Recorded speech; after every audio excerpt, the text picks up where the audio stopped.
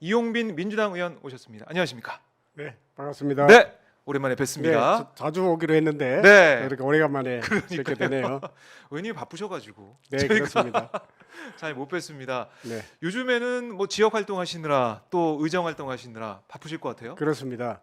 뭐 임시회기에 우리가 집중해야 될 일들이 너무 산적해 있고 그러니까요. 또 지역에서는 경선의 준비를 해야 되기 때문에 제가 예비 후보 등록을 일찌감치 했는데요. 예, 그러셨어요. 대부분 보면 현역 의원들은 예비 후보 등록을 안 하는 경우도 있고 아주 늦게 네. 보통 한다고 하는데 저희 지역에는 이제 경선에 나서는 분들이 없어서 네. 1대1 구도거든요. 아. 그러다 보니까 우리 지역 지지자들이 네. 상대 후보만 보이고 우리 의원님 안 보인다, 답답하다 이런 말씀 많이 하셔서 예. 저도 이제 예비 후보로 등록을 하고 그런 그 경선 준비 활동을 본격적으로 하고 있는 것이죠. 아, 그렇군요. 1대1 이 싸움이기 때문에 네네. 뭐 지금부터 시작이 됐다 이런 생각도 드는데 그렇습니다. 지역 활동에도 좀 매진하고 있다 이렇게도 볼 수가 있는데요. 이번에 예비 후보 등록하시면서 이번 총선은 정치적 골든 타임이다. 뭐 검사 카르텔 정권에 주저함 없이 맞서 싸우겠다 이렇게 강조를 하셨던데 어떤 네. 의미가 담겨 있습니까? 아무래도 이제 지난 21대 총선을 통해서 우리 당이 그동안 역대 최다 의석을 차지하는 승리를 거뒀음에도 불구하고 네. 재집권에 실패했지 않습니까? 아, 특히나 호남의 국회의원들은 거의 다 초선이 이제 등장하고 네. 물론 수도권에도 많은 초선 의원들이 있었습니다만은 우리가 집권 실패한 것이 정치적인 가장 큰 책임이죠. 아, 그러니까 집권 실패에 대해서 그렇죠. 현역 의원들이 좀 책임져야 되지 않냐 하는 여론들이 있습니다만 네. 사실 저희 호남에서는 민주당으로 등판만 하면 뭐 본선에서는 다 뽑아준다라고 하는 어찌 보면 달갑지 않은 지역 정치 발전을 위해서는 조금 부정적인 이미지가 더 씌워져 있는데 네. 그러다 보니까 경선이 본선만큼 치열한 상황이죠. 그렇죠. 사실은 매번 현역 물갈이론이 등장했습니다만은 사실 21대 총선에 현역 의원이 등장할 때도 당시에 현역 의원들을 물갈이하기 위해서 나타난 정치 집단들이죠. 예. 그런 기대감이 있는데 많은 의석을 차지하다 보니까 그 안에서 호남의 목소리가 좀 많이 드러나지 않았다 하는 데 대한 질타 네. 겸허하게 받아들여야 되는데 사실은 이제 지금 우리 의원들이 재선 의원이 돼서 그러한 축적된 경험과 역량을 바탕으로 호남의 목소리를 제대로 대변해야 될 시기가 이제 22대 국회거든요. 예. 그런 점에서 지금 광주 국회의원들에게는 이중의 도전이 있다고 봐야 되겠죠. 이러한 현역 물갈이론에도 대응을 해야 되고 그렇네요. 광주 전남의 목소리를 이제는 제대로 낼 수 있도록 역할을 해야 된다라고 네. 하는 책임 이런 것들이 큰 무게감으로 다가오고 있습니다. 네. 그 뭐 참 많은 뭐 민심이 국민들이 뭐 판단해 가지고 경선 과정을 거쳐서 뭐 총선까지 가게 될 터인데 네. 예비 후보 등록을 하면서 어쨌든 이번 검사 카르텔 정권에 맞서 싸우는 또 호남 민심을 제대로 대변하겠다라는 포부를 가지고 나오신 것 같은데 결국 내년 총선이 정말 중요하다 이렇게 생각할 수가 있을 것 같아요. 그렇습니다. 그러니까 윤석열 대통령을 결국은 이제 심판하는 것이 22대 총선이 될 수밖에 없는 것이고 그리고 우리가 이제 재집권에 성공하려면 네. 22대 총선에서 승리를 해야만 그 발판을 만드는 것이 되겠죠. 그런 중대한 상황이 있고 네. 무엇보다도 윤석열 대통령에 대한 국민의 심판 여론이 심각한데 우리 민주당이 총선에서 제대로 심판을 해내지 못하면 민주당의 쓸모가 이제 검증대에 오르는 역으로 그런 상황이 될 수 있기 때문에 예. 대단히 중요한 민주당의 리더십, 민주당의 정체성 이런 것들이 과거에 민주정부를 수립함으로써 대한민국을 선진국 문턱으로 진입시켰지 않습니까? 네. 지금 그것이 퇴행하고 있기 때문에 이러한 민주주의를 바로 삼는 것, 또 윤석열 정부를 심판하는 것을 통해서 우리 국민들의 삶을 이제 선진국으로 완전히 네. 안착시키는 책무가 저희들한테 있다. 저는 그렇게 봅니다. 그러니까 내년 총선이 중요하다 이런 말씀은 뭐 저희 국민들을 포함해서 시청자들 포함해서 국회의원들도 그렇습니다. 많이 생각하고 계신 것 같아요.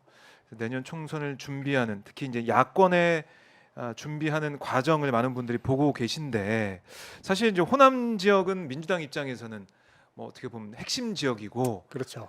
공천 받으면은 당선될 가능성이 높다 보니까 치열합니다. 근데 이번에 언론 보도 보니까 의원님이 뭐 또 뭐라고 반발했다 뭐 이런 기사도 나오던데 이 호남 출마자들 뭐 이 관련해 가지고 이른바 뭐 친명 후보자 웹 포스터가 게시가 됐다. 네, 그 단톡방에 올라왔다 해가지고 여러 가지 또 논란이 있는 것 같아요. 네.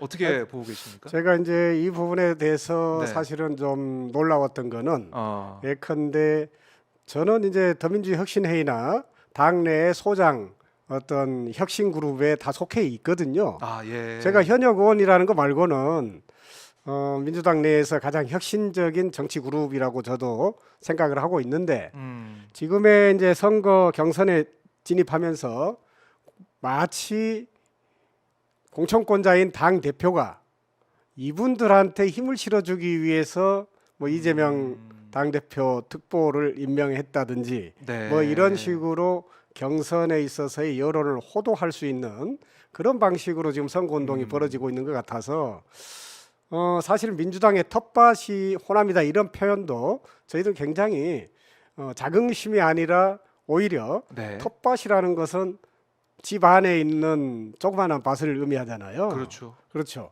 사실은 제가 주장하는 것은 호남은 민주당의 본진입니다. 그런 이런 본진을 텃밭 취급하지 마라. 그러니까 텃밭 취급한다고 하는 편 속에 네. 예컨대 당 대표 이름만 걸면 무조건 유권자들이 지지해 줄 거다라고 하는 그리고 밴드웨건 현상이라고 하잖아요. 예컨대 여론조사 지지율이 조금 높게 나오면 네. 그걸 가지고 이제 경선에까지 이어가려고 하는 욕망이 있단 말이죠. 그런 호도된 여론을 말하자면 토대로 해서 네. 경선을 치르겠다고 하는 태도이기 때문에 음, 이분들이 제대로 된 정책 공약이나 민주당 내에서의 경선이기 때문에 어떤 당의 미래에 대한 자신만의 어떤 의견 네. 이런 것을 통해서 경쟁을 해야 되는데도 불구하고 이렇게 그냥 12명 호남에서의 이재명 특보들을 묶어가지고 이 사람들을 추천한다 이런 포스터이기 때문에 네. 굉장히 비굴하고 치졸하게 느껴졌던 거죠. 그래서 제가 아하. 이걸 뭐 공개적으로 했다기보다는 네. 우리 당내 국회의원들만이 계시는 텔레그램에 네. 자 이거 문제의식을 좀 공유해보자라는 아하. 측면에서 제가 그냥 의견을 밝히셨네요. 의견을 그렇죠 네. 우리들끼리 아하. 그랬는데 이것을 뭐 TV 조선에 단독으로 전달하신 분이 누군지 몰라도 보도가 글쎄 됐어요. 보도가 되는 바람에 오히려 경종을 울리는 또 하나의 힘으로 작용한 것 같습니다. 그래서 이 당 내에서도 이런 모습에 대해서 걱정을 하는 목소리가 나오고 있던데 홍익표 원내대표도 이렇게 얘기하더라고요. 지금 대부분 이재명 대표와 가깝다고 얘기하는 건 정치 신인이나 도전자들의 자가 발전이다. 전혀 이재명 대표 연관돼 있는 분들은 없다. 뭐 이렇게 네. 얘기하면서 진화에 나서는 모습인데 어쨌든 이 당내 공천을 놓고 뭐 여러 가지 얘기가 당 안팎에서 나오고 있지만 이재명 대표는 계속해서 하고 있는 얘기가 뭐 단합 그리고 정권 심판 위한 총선 승리 이렇게 얘기하고 있어서 이 부분에 대해서 뭐 당에서 어떻게 평가하는지 모르겠지만 네. 총선 앞두고 뜨거워지고 있다. 그리고 여러 가지로 목소리가 나오고 있다. 뭐 이렇게 볼 수 있을 것 같습니다.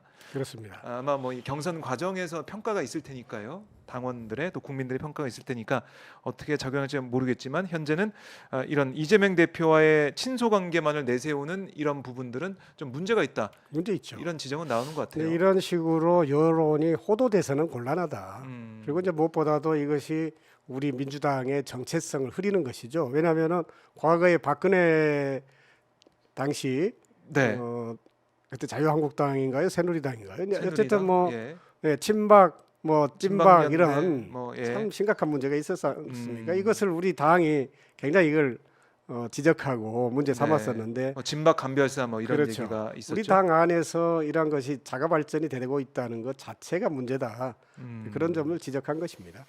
알겠습니다. 뭐 이 판단은 뭐 당원들이 하실 테니까요. 어떻게 상황이 흘러가는지 지켜보도록 하고 그리고 지금 뭐 의원님에 대해서 그동안 여러 가지 보도도 있었는데 사실은 이른바 돈봉투 수수 의혹 네네. 이게 뭐 지난번에 불거져서 해명도 하셨고 하셨는데 여기에 대해서 또 뭐 공천 뭐 시즌이 됐다 보니까 네. 다시 한번 또 얘기가 나오고 있다 뭐 이런 얘기도 그렇죠. 들리던데 이게 이제 제일 심각한 문제는 제가 이미 이런 재판 또는 뭐 검찰의 수사 과정에서 이러한 돈봉투 수수 의혹이 있는 의원들의 명단을 뭐 이렇게 뭐 언론에 여러 명의 공개하고 의원들 이런 이름이 과정을 나오고. 통해서 마치 제가 돈봉투를 수수한 음. 의원인 것처럼 언론에 이렇게 밝혀져서 네. 그 문구들을 보면은 되게 좀 애매하기도 하지만은 한편으로는 유권자들이 보면 아 돈봉투 수수했구나라고 느껴지도록 기사를 만들었단 말이죠. 그러니까 전당대회 과정에서 그렇죠. 돈을 뭐 그리고 받았다. 그게 무슨 의혹이 있다라고 표현을 하는 게 아니라 네. 돈 봉투를 수수한 의원 뭐 이런 식으로 표현한다든지 이런 부분들을 제가 이제 언론중재위원회에 제소를 해서 네. 이런 기사들 수정을 다 했단 말이죠. 아. 그리고 관련해서 이제 이런 의혹을 언론에 흘린 네. 이런 검사들을 제가 공수처에 또 고발을 해놓은 상태고 현재 수사 중입니다. 아, 수사 중이군요. 네. 제가 이렇게까지 하는 거는 네. 하늘을 우러서 한 점 부끄럼이 없다. 그런 일은 존재하지 않았다 하는 점들을 우리 유권자들께 네. 진솔하게 밝혀왔습니다. 오늘 또 이제 사실은 유튜브 TV 방송이지만은 네. 우리 유권자들을 보시면서 정말 돈봉투 수수와 관련한 그런 역사적 사실 자체가 존재하지 않았기 때문에 우리 유권자들께서는 저를 믿고 그러한 부분들이 이러한 정치 검찰들의 악의적인 민주당 총선 방해행위다 이렇게 믿어주셔도 확실한 내용이라고 주장하고 싶습니다. 네, 알겠습니다. 이런 의혹이 지금 다시 또 회자가 되고 있기 때문에 오늘 또 강조하신 것 같은데 네. 지금 수사도 진행이 되고 있다. 이렇게 정리 한번 해 보고요.